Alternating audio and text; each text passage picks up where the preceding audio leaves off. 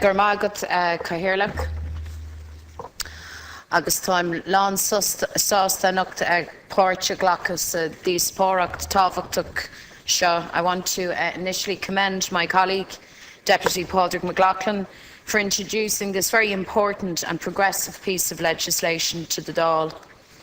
Last year, we in Sinn Féin pledged our support to the Equality Budgeting campaign, a campaign that has developed significant momentum, and if I could just welcome many of the campaigners who are pushing for this advance and modernisation to the public gallery this evening. Our legislation, as Deputy McLaughlin has stated, places equality impact assessment and consultation schemes on a statutory and compulsory basis for all government departments and public bodies when introducing new measures, be they policy or budget related. These measures would ensure that the adverse impacts of the annual government budget, for example, on specific groups in society are not only exposed, but indeed mitigated, dealt with, to remove the entrenched inequality that exists in our society, a reality that has prevailed in good times and in bad. Now, you may ask whether this legislation is necessary. It is absolutely necessary. Take 2008. In that year, nearly 1 in 5 people in lone parent households were in consistent poverty. So as the Celtic tiger was breathing its last breath, lone parent households were the household type with the highest risk of poverty rate. Lone parent households also reported the highest deprivation levels of any household type at just under 25%. Fast forward to 2009. That's 4 harsh budgets ago, and 1 in 5 lone parent households went without heating at some stage. Deputy McLaughlin has referred to the study carried out by Task, which revealed that the most at-risk group of poverty in Ireland, lone parents, lost the highest percentage of income in budget 2011. And things have got a lot worse for these families on Labour and Fine Gael's watch. The ESRI Distributional Impact of Tax, Welfare and Public Sector report told us last year, following budget 2012, that the greatest reduction in income fell on families with the lowest income, a fall of about 2 to 2.5% for the poorest 40% of households. Contrast that with a fall of about 0.7% for the top 30%. And these results reflect, in real measurable terms, that increases in indirect taxes are regressive and that cuts in welfare and services have a greater impact on low-income groups. We should know intuitively on a common sense basis that this is so, but certainly those statistics write it up large. And these figures reflect exactly why we need equality budgeting. Because you see, it's not enough to say that we aspire to do better for disadvantaged groups. That's not good enough. We need to put in place the necessary and compulsory framework to ensure equality is the cornerstone of all budgetary decisions.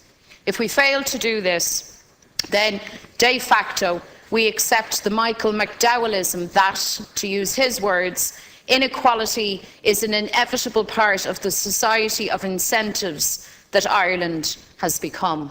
I certainly don't want that type of society. Now, we know that one partner in the government coalition already accepts the premise of Sinn Féin's argument.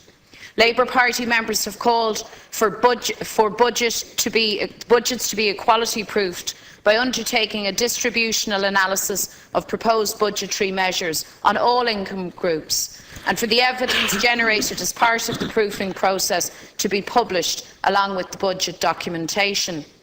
They also called for budget measures implemented to be subject to an equality audit, quantifying the impact of budgetary measures on all income groups, and for this information to be published within 6 months of the budget.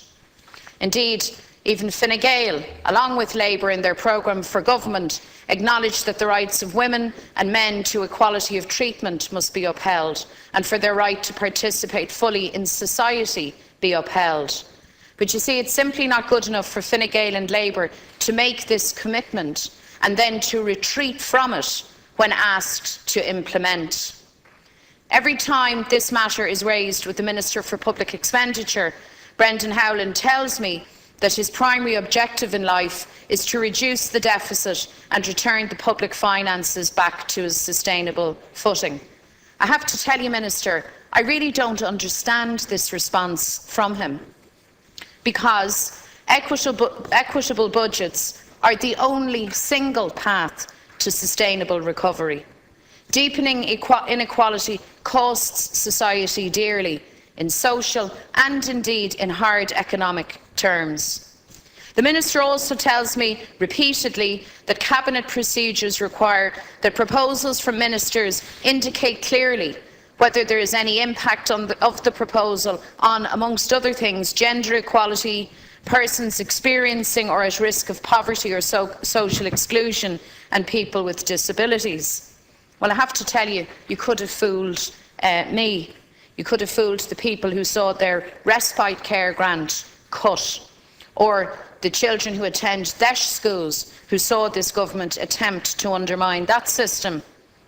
In any event, when I ask for this data from the Minister, I'm told that this very information cannot be released due to Cabinet confidentiality.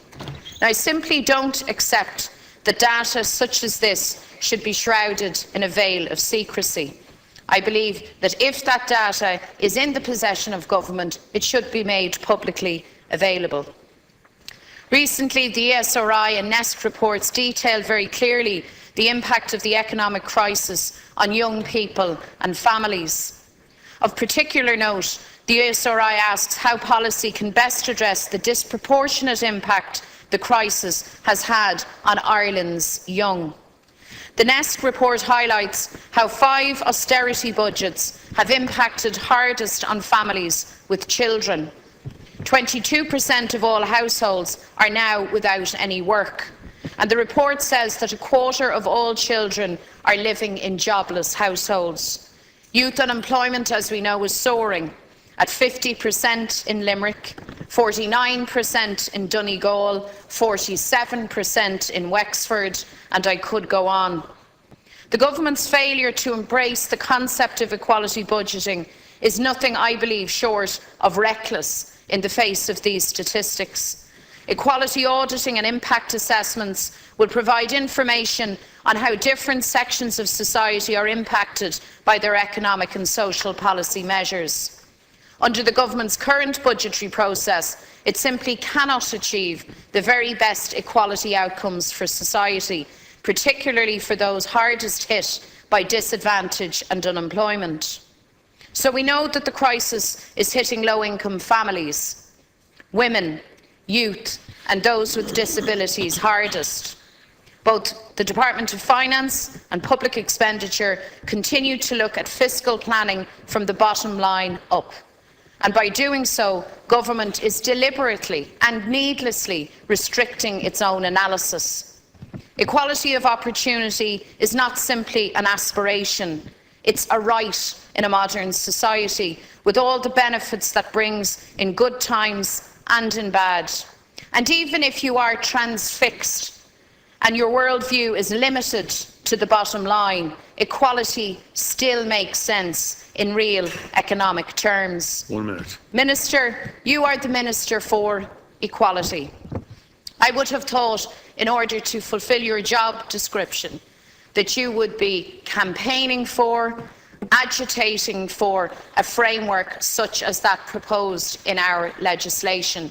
I would find it an astonishing thing if a Labour Party minister charged with equality, the delivery of equality, were to even consider for a moment voting against this proposal. We have had the rhetoric, we have had the lip service, we're all familiar with it. Fairness, protecting the vulnerable, it is a constant chime in this Dáil chamber. Now we want the reality. We want the delivery of that. We want to ensure that families, the length and breadth of this state, that women, that are young, that people with disabilities, that people from the traveller community, that all of those citizens who are vulnerable very often to bad budgetary decisions have protection in law on the statute books. So we invite every deputy to support this legislation, to allow its passage to committee stage, and to begin a new chapter in good practice, in good governance, in measures that really can deliver equality.